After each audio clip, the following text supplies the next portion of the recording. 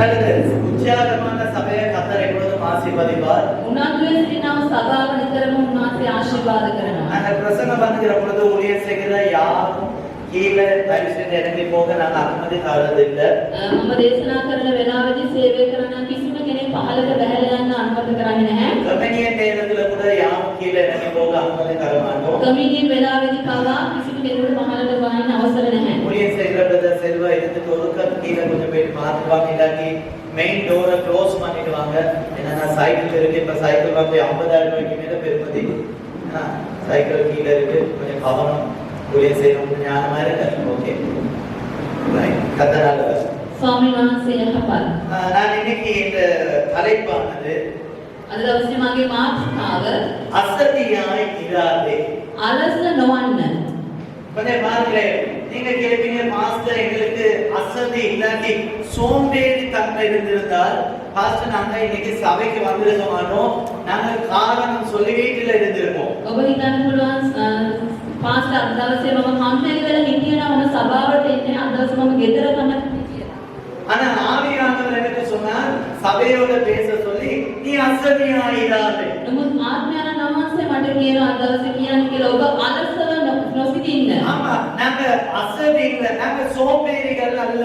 ඔව් අපි අලසව නැහැ, කම්මැලිව ඉන්නේ නැහැ. ஆனா ஆவியானவர் ஏதோ ஒரு பகுதியில ஒரு அசதியான தன்மைய, ஒரு சோம்பேறியான தன்மைய கர்த்தர் காண்கிறார். නමුත් ආත්මයන් වහන්සේ කොයි මොන පැත්තකින්ද කම්මැලිකමක් නැත්නම් අලසකමක් ගැන දවසේ කතා කරනවා. இந்த ஆராதனை நமக்கு ஒரு ஆசீர்வாதமாக மாறும். මේ නමස්කාරය අපට ආශිර්වාදයක් ලෙස වෙනස් වෙන්නට ඕනේ. சொல்லுங்க ஆமென் என்று சொல்லுங்க. ආමේන් කියලා. சபையின் விசுவாசிகள் எப்பொழுது ஆண்டவர் பேசுகிற பொழுது சொல்லுங்க ஹalleluya ஆமென். සභාවේ අධිපතියන් හැම වෙලාවෙම ආමේන් හalleluya කියලා ප්‍රකාශ කරන්නට අවශ්‍යයි. ஆண்டவர் உங்களோட பேசினா நல்ல கரங்களை தட்டி அப்பொழுது ஆண்டவருக்கு நன்றி செலுத்தும். දෙවියන් වහන්සේ ඔබට කතා කරගන්න හැකියොත් හොඳ අත්පොලසනාදයක් දෙන්න. அது ஜீவனுள்ள சபையின் அடையாளங்கள். මේක ජීවමාන සභාවේ සලකුණක්. அசதியாக இராதீங்க. කම්මැලිව නොසිටින්න. சில நேரம் எங்களுடைய வாழ்க்கையில கொஞ்சம் அசதி இல்லாட்டி சோம்பேறி என்ற தன்மை கொஞ்சம் வரலாம். සමහර වෙලාවට අපේ ජීවිතයේ අලසකමක්, කම්මැලිකමක් එන්න පුළුවන්. ஆனா தேவனுடைய வாக்குத்தத்தம், தேவனுடைய ஆசீர்வாதத்தை அசதியாய் இருந்து பெற்றுக்கொள்ள முடியாது. නමුත් දෙවියන් වහන්සේගේ ආශිර්වාදය කම්මැලිව නොසිටින්න කියලා. அலச விதற கண்ணவே. අලසව ඉඳලා ගන්නට බෑ. அப்ப எங்கள் வாழ்க்கையில ஆண்டவரை விசுவாசிக்கிறது மாத்திரம் அல்ல, අපේ ජීවිතයේ ස්වාමීන් වහන්සේ විශ්වාස කරනව පමණක් නෙවෙයි. எங்கள் வாழ்க்கையில வாக்குத்தத்தங்களை பெற்றுக்கொள்ள வேண்டுமானால் අපගේ ජීවිතයේ ආශිර්වාද ලබා ගන්නට අවශ්‍ය නම් அசதி அப்படி இல்லாவிட்டால் சோம்பேறி தன்மை எங்க வாழ்க்கையில இருந்து அகன்று போகும். මේ කම්මැලිකම, මේ අලසකම අපේ ජීවිතේ නැත් වෙන්නට ඕනි. சொல்கிறேன் ஆமென் என்று சொல்கிறேன். ආමේන් කියලා. எல்லாரும் சேர்ந்து எபிரேயர் 6ஆம் அதிகாரம் අපි පෙරලමු හෙබ්‍රේය 6 වෙනි පරිච්ඡේදයේ 11வது 12வது வசனத்தை இப்பொழுது நாங்கள் வாசிக்க போகிறோம். 11 වෙනි 12 වෙනි පදයේ මේ වෙලාවේ කියවමු. எபிரேயர் 6ஆம் அதிகாரம் හෙබ්‍රේය 6 11 12 சிவகாம். நீங்கள் அசதியாய் இராமல் வாக்குத்தத்தமான ஆசீர்வாதங்களை விசுவாசத்தினாலும் நீடிய பொறுமையினாலும் சுதந்திரித்துக் கொள்ளுகிறவர்களை பின்பற்றுபவர்களாய் இருந்து உங்களுக்கு நம்பிக்கையின் பூரண நிச்சயம் உண்டாகும்படி நீங்கள் யாவர் முடிவு பரியந்தம் அப்படியே ஜாக்கிரதையை காண்பிக்க வேண்டும் என்று ஆசையாய் இருக்கிறோம்.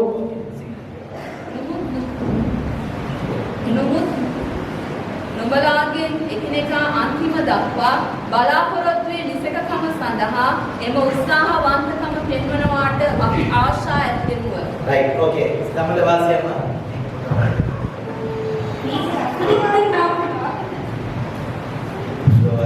நீங்கள் அசதியாய் இராமல் வாக்குத்தத்தமான ஆசீர்வாதங்களை விசுவாசத்தினாலும் நீடிய பொறுமையினாலும் சுதந்திரித்துக் கொள்ளுகிறவர்கள். வாக்குத்தத்தங்கள் எப்படி நாங்கள் சுதந்திரிப்பது? පොරොන්දු වචන අපි කොහොමද අත්පත් කරගන්නේ?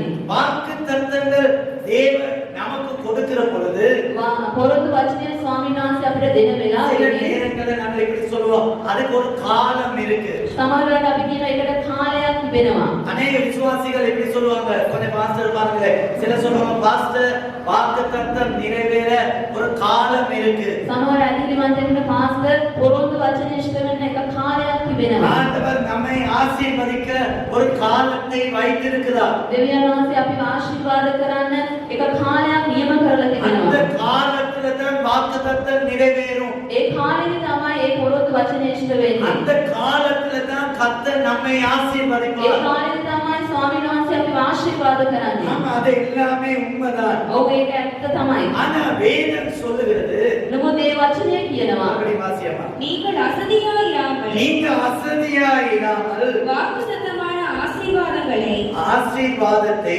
விசுவாசத்தினாலும் இங்கே பாருங்க, வாக்குத்தத்தமான ஆசீர்வாதத்தை நாங்கள் பெற்றுக்கொள்ள வேண்டும் என்றால் அசதியாய் இருக்க முடியாது. පොරොන්දු වුණා ඔය ආශිර්වාදය අත්පත් කරගන්න අපි අලස නොවී සිටිය යුතුයි. சோம்பேறிக்கு ஒரு நாளும் ஆசீர்வாதத்தை பெற்றுக்கொள்ள முடியாது. කම්මැලියට කවදාවත් ආශිර්වාදය උරුම කරගන්නට බැහැ. சோம்பேறிக்கு ஒரு நாளும் கர்த்தருடைய ஆசீர்வாதம் வராது. කම්මැලියට කවදාවත් ස්වාමීන් වහන්සේගේ ආශිර්වාදය පැමිණෙන්නේ නැහැ. ஆண்டவருடைய வாக்குத்தத்தம் அசதியாய் இருக்கிறவர்களுடைய வாழ்க்கையில ஒரு நாளும் அது நிறைவேறாது.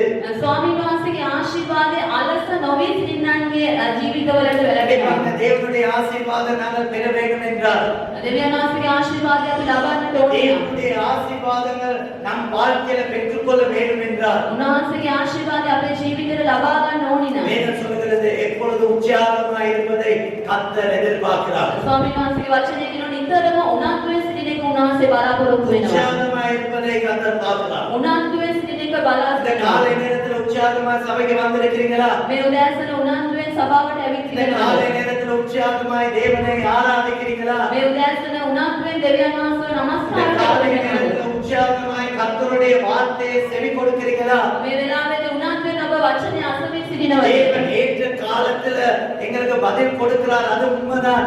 ஆனா நீங்க உற்சாகமாய் கர்த்தர் மேல விசுவாசமாய் இருந்தால் கர்த்தர் சீக்கிரமாய் உங்களுக்கு பதில் கொடுப்பார். ස්වාමීන් වහන්සේ සුදුසු වෙලාවෙදී ඔබ ආශිර්වාද කරනවා. ඒක ඇත්ත තමයි. නමුත් උන්වහන්සේගෙදී උනන්දුවෙන් සිටින වෙලාවේ උන්වහන්සේ ඉක්මනින් ඔබට පිළිතුරු ලබා දෙනවා. அதனாலதான் ரோமர் 12ஆம் அதிகாரம் 11வது வசனத்தில் அவர் சொல்லுகிறார். රෝම පොතේ 12 වෙනි පරිච්ඡේදයේ 11 වෙනි පදයේ කියනවා. සිංහල බයිබලේ බලාගන්න වෙලාව නෑ දැක්ක ගොඩක් දෙමළේ විතරක් කියවයි. තාකි මාසියම அசதியாயிராமல் ஜாக்கிரதையாயிருங்கள். அசதியாயிராமல், எப்படி சபை விசுவாசிகள் அசதியாயிராமல் ஜாக்கிரதையாயிரு. සභාවේ ඇතිරිවන්තයන් නිතරම උනන්දුවෙන් සිටින්න, அசதியா இருக்காதீங்க. කම්මැලි වෙලා සිටින්න එපා. சில சபைக்கு வாரது அசதியா தான் வருவாங்க. සමහර අය සභාවට එනකොට කම්මැලි කමින් තමයි ඉන්නේ. சில ஞாயிற்றுக்கிழமை விசுவாசியை எப்ப பாக்குறாங்க தெரியுமா? முதலாவது ஞாயிற்றுக்கிழமை கம்யூனியன் ஆராதனையில தான் நீங்க வாரீங்க. සමහර ඇතිරිවන්තයන් පළවෙනි ඉරිදි නමස්කාරයේ විතරයි දකින්නට சில පුළුවන්. நேரம் 2 கிழமை 3 கிழமைக்கு ஒரு காலம் நீங்க சபையில ஆராதனைக்கு வாரீங்க. සමහර වෙලාවට මාසෙට සතියක් දෙකක් තමයි ඔබ සභාවේ නමස්කාරයට அந்த පැමිණෙන්නේ. நாட்கள் நீங்க ஆராதனையில இல்ல. වෙන දවස්වලදී සභාවේ නමස්කාරය තුල நீங்க නැහැ. உங்களுக்கு நினைச்ச மாதிரி வாழ்ந்து கொண்டிருக்கிறீங்க. මේක ඔබ හිතුව හිතන විදිහට ජීවත් වෙමින් සිටිනවා. நீங்க நினைக்கிறத நீங்க செய்வீங்க. ඔබ සිතන දේ ඔබ කරනවා. நீங்க நினைச்ச நாளைக்கு சபைக்கு வாரீங்க. ඔබ හිතන දවසට සභාවට එනවා. நினைச்ச நேரம் அந்த கர்த்தரை ஆராதிக்கிறீங்க. ඔබට හිතන වෙලාවට දෙවියන් වහන්සේව ஆனா නමස්කාර ஞாபகம் කරනවා. வச்சுக்கொள்ளுங்க, உங்க வாழ்க்கையில் ஆசீர்வாதத்தை உங்களுக்கு பெற்றுக்கொள்ள முடியாது. පොඩ මතකේ තබා ගන්න ඒ ආශිර්වාදය ඔබට ලබා ගන්නට බැරිව තිබෙනවා. 10 அடி நீங்க நடந்து வந்தீங்கன்னு நீங்க குறைஞ்சு போக மாட்டீங்க. ඔබ පයින් ආව කියලා අඩු වෙලා යන්නේ නැහැ. ஒரு கிலோமீட்டர் நாங்க நடந்தோம் என்று சொன்னாப்புல உங்க வாழ்க்கையில ஒன்றும் குறைபடாது. 1 කිලෝමීටරයක් ඔබ පයින් ඇවිත් කියලා ඔබේ ජීවිතේ කිසිම දෙයක් අඩු වෙන්නේ சில නැහැ. டவுன்ல இருந்து நடந்து வராங்க. සමහර අය ටවුන් එකේ ඉඳලා පයින් එනවා. காலையிலே இருந்து நடந்து வராங்க. උදෑසනම අවදි වෙලා එනවා. கொச்சிக்கடை பக்கத்துல இருந்து நடந்து வராங்க. කොච්චරේ පැත්තේ ඉඳලා පයින් ஆனா இந்த එනවා. சர்ச்சை சுத்தி இருக்கிறவங்களுக்கு தான் கொஞ்சம் நடந்து வர கஷ்டம். නමුත් මේ දේවස්ථානයේ අවට සිටින අයට තමයි පොඩ්ඩක් පයින් එන්න අමාරු. சில என்கிட்ட கேக்குறாங்க, பாஸ்டர் आपको ஜூம் के ஆజ్ఞாவல் करने बैठे ஜூம்ல உங்களுக்கு நல்ல கடலை சாப்பிட்டு கொண்டு கடவுளை ஆராதிக்கலாம். සමහර අය වගේ ගන්න පාස් නැවත සූමෙරිය නමස්කාරය පවත්වන්න බැරිද? வீட்டுல உடுப்பை தோச்சி கொண்டு கழுவி கொண்டு உங்களுக்கு ஆராதிக்கலாம். ගෙදර රෙදි හොදන ගමන් අපේ නමස්කාර මුළු உங்களுடைய කරනවා. பேர் என்ன தெரியுமா? விசுவாசி. උන්ගේ නම තමයි ඇදහිලි වාක්‍යය. சோம்பேறிக்கு ஒரு நாளும் தேவனுடைய ஆசீர்வாதம் இல்ல. කම්මැලියට කවදාවත් දෙවියන් වහන්සේගේ ආශිර්වාදය නැහැ. ஆனா உற்சாகமா இருக்கிறவர்கள், உற்சாகமா ஆராதிக்கிறவங்க, உற்சாகமா ஓடி வாரவங்க கர்த்தரை ஆசீர்வதிப்பார். නමුත් උනන්දුවේ සිටින අය, උනන්දුවේ දුවගෙන අය, එන අය, උනන්දුවේ නමස්කාර කරන අය ස්වාමීන් වහන්සේ ආශිර්වාද කරනවා. நினைச்சு பாருங்க, மாசத்துக்கு 4 ஞாயிற்றுக்கிழமை கூடுனா 5 ஞாயிற்றுக்கிழமை, எத்தனை ஞாயிற்றுக்கிழமை சபைக்கு வாரீங்க? ඔබ පොඩ්ඩක් හිතලා බලන්න මාසෙකට සති 5ක් නැත්නම් 4ක් ඔබ සභාවට කී දවසක් පැමිණෙනවද? எத்தனை நாள் வாரீங்க? දවස් කීයක් පැමිණෙනවද? கூட நீங்க வராத நாட்கள் தான் அதிகமான நாட்கள். එන්නේ නැති දවස් තමයි වැඩි. ஆனா ஒரு ஞாயிற்றுக்கிழமை வந்து சொல்றீங்க, ஆண்டவர் என்ன மறந்துட்டார், ஆண்டவர் என்ன கைவிட்டுட்டார், ஆண்டவர் ஜெபத்தை கேட்க மாட்டேங்கிறார். නමුත් එක දවසක් ඇවිල්ලා කියනවා දෙවියන් වහන්සේ මාව අත්හැරියා, මගේ ආඥාවල උන්වහන්සේ පිළිතුරු දුන්නේ ஐயா නැහැ வாழ்க்கையில කියලා. அசதியா இருக்காதீங்க, ජීවිතයේ ස්වාමීන් වහන්සේලා මැරි වෙලා ඉන්න එපා. அசதியா இருக்காதீங்க, அலச வேண்டுமா? අලසව සිටින්න එපා. நீங்க உற்சாகமா கர்த்தரை தொழுது கொள்ளணும், උනන්දුවේ ස්වාමීන් වහන්සේ නමස්කාර කරන්න. உற்சாகமாய் கர்த்தரை தேடணும். උනන්දුවේ ස්වාමීන් වහන්සේව සොයන්න. அப்பொழுதுதான் இந்த காலத்துல கர்த்தர் நம்மை நடத்துவார், ඒ ஆசீர்வதிப்பார். වෙලාවේ තමයි ස්වාමීන් වහන්සේ මේ කාලේ ආශිර්වාද කරන්නේ. கர்த்தரை தேட வேண்டிய காலத்துல, கண்டடையத்தக்க சமயத்துல, ஆராதிக்க எங்களுக்கு வசதி இருக்கிற நேரத்துல கர்த்தரை ஆராதிக்கணும், தொழுது கொள்ளணும், தேடணும், ஜெபிக்கணும், உபவாசம் பண்ணணும். கர்த்தர் அவர்களை ஆசீர்வதிப்பார். ස්වාමීන් වහන්සේව සොයන්න පුළුවන් කාලේදී උන්වහන්සේව සොයන්න ඕනේ, උන්වහන්සේව මේ දුවන්න ඕනේ, උන්වහන්සේට යාඥා කරන්න ඕනේ, නිරාමාරව සිටින්නට ඕනේ. முடியாத ஒரு காலம் வரும். එන්න කරන්නට බැරි කාලයක් පැමිණෙනවා. அந்த காலத்தை குறித்து ஆண்டவர் பார்க்கல. ஆண்டவர் சொல்கிறார், இப்போ உனக்கு பலம் இருக்கு, இப்போ உனக்கு முடியும், இப்போ உனக்கு வசதி இருக்கு, நீ தேடலையா தேடலையா என்பதை கர்த்தர் பார்த்து கொண்டிருக்கிறார். මේ කාලේ ඔබට පුළුවන් උන්වහන්සේ බලාගෙන ඔබ ඒක කරනවද, උන්වහන්සේව සොයනවද නැද්ද කියලා. இப்ப சொல்லுங்க, வீட் சைடுல அரிசி 5 கிலோ தாராங்க, யாரு வந்தாலும் தாராங்கன்னு சொன்னா நாம சும்மா இருப்போமா? ඔබ පොඩ්ඩක් හිතලා බලන්න පීක් සයිඩ් එකේ එන හැම කෙනාටම 6 කිලෝ එකක් ඒ ලෝකනේ සිස්ටර් පෙට්‍රල් බෝතලයක් දෙනවා රතන සෙට් එකේ පෙට්‍රල් කියපු ගමන්ම මේ කාටවත් දෙන්න බැහැ ගැරන්ටි වගේ. இப்ப பெட்ரோல் இருக்குன்னு சொல்றாங்க, சும்மா இருப்போமா? எவ்வளவு தான் தூரம், சில கிலோமீட்டர் கணக்கு பைக் 3 வீல் வாகனத்தை தள்ளி கொண்டே போனாங்க காலையில இருந்து பின்னேற மாட்டோம். පෙට්‍රල් දෙනවා කියලා කිව්වොත් කොච්චර දුරක් හරි තල්ලු කරගෙන තමයි වාහනය පොළොවට ගෙනියන්නේ. ஏன்னா எவ்வளவு தூரம் போய் நானும் இருந்தே பார்த்தேன். 11 மணில இருந்து பின்னேற 6 மணி மட்டும். මමත් පොළි මෙතන තිනවා 12 ඉඳන් හවස 6 විතර වෙනකම්. 6 மணிக்கு பெட்ரோல் செட் கண்ணுக்கு எட்டுற தூரத்துக்கு வந்தோம்னு சொல்றாங்க பெட்ரோல் இவர. 6 විදි ළඟට යද්දි කියනවා පෙට්‍රල් නැහැ කියලා. பெட்ரோல் நே. நாங்க என்ன சொல்றோம் தெரியுமா? சரி பரவாயில்ல, நாளைக்காவது வந்து பைக்கை திரும்ப தள்ளி கொண்டு வீட்டுக்கு வா. හරි කමක් නැහැ පස්සේ හරි එනවා කියලා තල්ලු කරගෙන சரி, ඉන්න இன்னைக்கு වෙනවා. பெட்ரோல் கிடைக்கல, நாளைக்கு வருதுன்னு சொன்னா மறுபடியும் போகாம இருப்போமா? අද දවසේ පෙට්‍රල් නැහැ හෙට මම වෙනවා කියලා කිව්වොත් ඔබ නොයා සිටීද? அடுத்த நாள் காலையிலேயே விடிய காலையிலேயே போயிட்டு இருப்போம். ඊළඟ දවසේ උදෑසනම ගිහින් සිටී. அந்த ஞாயிற்றுக்கிழமை ஆராதனை. නමුත් ඉරුදින නමස්කාරය வெள்ளிக்கிழமையே தீர்மானம் எடுத்துட்டாங்க, பெட்ரோல் இல்ல, நாங்க சர்ச்சுக்கு போமானோம். සිකුරාදා දවසේදීම තීරණය කරනවා පෙට්‍රල් නැති නිසා සභාවට යන්නේ නැහැ කියලා. வெள்ளிக்கிழமையே தீர்மானம் எடுத்துட்டாங்க, அயன் பண்ணாத. සිකුරාදා දවසේම ඇඳුම් සූදානම් කරන්න අයන් කරන්න යන්නේ නැහැ කියලා. தீர்மானம் எடுத்துட்டாங்க. තීරණයක් අරගෙන සිටිනවා. யாரு அப்படிப்பட்ட தீர்மானம் எடுக்கிறவங்க? කවුද මේ වගේ තීරණ ගන්න අය? கர்த்தருடைய பாதத்துல வந்தாலும் அசதியா இருக்கிறோம். දෙවියන් වහන්සේගේ පාමුල අලසව සිටින අය. ஆண்டவர் சொல்றாரு, உனக்குள்ள ஒரு உற்சாகம் வந்தா இந்த கஷ்ட காலத்தை நான் உன்னை கொண்டு போவேன், நான் உன்னை நடத்துவேன். ස්වාමීන් වහන්සේ කියනවා ඒ උනන්දුව ඔබට පැමිණෙන මේ අමාරු කාලේ උන්වහන්සේ ඔබ ගෙනයයි. எரேமியா 48 அதிகாரம் 10வது வசனம் சொல்லுது. යෙරමියා 48 10 වෙනි පදයේ කියනවා. எரேமியா 48 10வது வசனம் ஊழியம் செய்கிறவர்களை பார்த்து சொல்லுகிறார். ඒ වචනේ සේවය කරන්නව අය දැස බලලා කියනවා. என்ன சொல்றார்? கர்த்தருடைய வேலையை அசதியாய் செய்கிறவன் கர்த்தருடைய வேலையை அசதியாய் செய்கிறவன் சபிக்கப்பட்டவன். அவன் ஆசீர்வாதம் வராது. ස්වාමීන් වහන්සේගේ වැඩේ අලසකමින් කරන්නාට ශාප වේවා. இங்கே பாருங்க, சபையில ஊழியம் செய்கிறவர்களோட நான் பேசுகிறேன். මේ වෙලාවේ සභාවේ සේවය කරන අයට මම කතා சபையில කරනවා. நடத்துற எல்லா ஊழியத்திலே நீங்க வந்துதான் ஆகணும். සභාවේ තියෙන සියලු සේවයන්ට ඔබ එන්න ඕනි. அதுக்கு நீங்க காரணம் சொல்ல முடியாது. ඒකට හේතු කියන්න බෑ. நடந்தாவது வரணும். පයින් හරි එන්න ඕනි. கர்த்தருடைய ஊழியத்தை செய்யணும். දෙවියන් වහන්සේගේ සේවය කරන්නට ඕනි. கர்த்தர் யாரை ஆசீர்வதிப்பார் தெரியுமா? ඇයි ස්වාමීන් වහන්සේ කවුද ආශිර්වාද කරන්නේ? ஆசீர்வாதம் என்ன சொல்கிறார் அந்த வசனம்? கர்த்தருடைய வேலையை அசதியாய் செய்கிறவர் கர்த்தருடைய வேலையை அசதியாய் செய்கிறவர் சபிக்கப்பட்டவர். அவனுக்கு ஆசீர்வாதம் வராது. அவனுக்கு சாபம் தான் தாங்கும். උට ආශිර්වාදනේ ශාපේ තමයි ලැබෙන්නේ. ஊழியம் செய்கிற ஊழியக்கார பிள்ளைகளே செவ்வாய்க்கிழமை ஆராதனையில வந்து ஆராதனையில இருங்க. සේවය කරන්නා වූ දරුවෙනි අඟහරුවාදා සෝමයට ඇවිල්ලා සිටින්න ඕන. நான் பெண்களுக்கு நன்றி செலுத்துகிறேன். போன கிழமை பெண்கள் தினத்தில் அநேக புதிய ஜனங்கள் அநேக பேரை கர்த்தருடைய ஆசீர்வதிப்பார். කාන්තා යාඥාවේ අයට ආස්තුති කරනවා බොහෝ අලුත් අය ஊழியம் செய்கிறவர்களுக்குள்ள இப்ப உற்சாகம் இல்லாம போயிட்டு. සේවයට ආවට පස්සේ ඒ උනන්දුව නැති වෙලා ගිහිල්ලා. ஊழியம் செய்கிறவர்களுக்குள்ள இப்ப உற்சாகம் இல்லை. සේවය කරන්නා අයගේ උනන්දුව இப்ப නැති அவங்க என்ன වෙලා. செய்யறாங்க? மத்தவங்களை தள்ளுறது மட்டும்தான் இருக்கு. ඔව් සිරිනේ අනිත් අයව තල්ලු කරන්න විතරයි. இப்ப ஊழியம் செய்கிறவர்கள் இனிமேல் வரும் காலத்துல பெண்கள் இருக்கோ இல்லையோ, உங்களோட பைக்ல காத்து இருக்கோ இல்லையோ எனக்கு தெரியாது.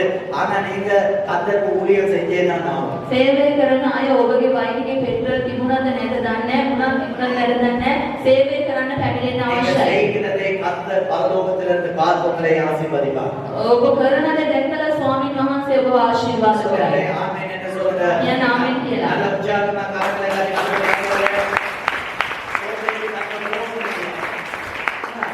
கர்த்தர் உங்களை ஆசீர்வதிப்பார். இயேசு பாருங்க அந்த சீசனாகிய யூதா இஸ்காரியோத் என்ன?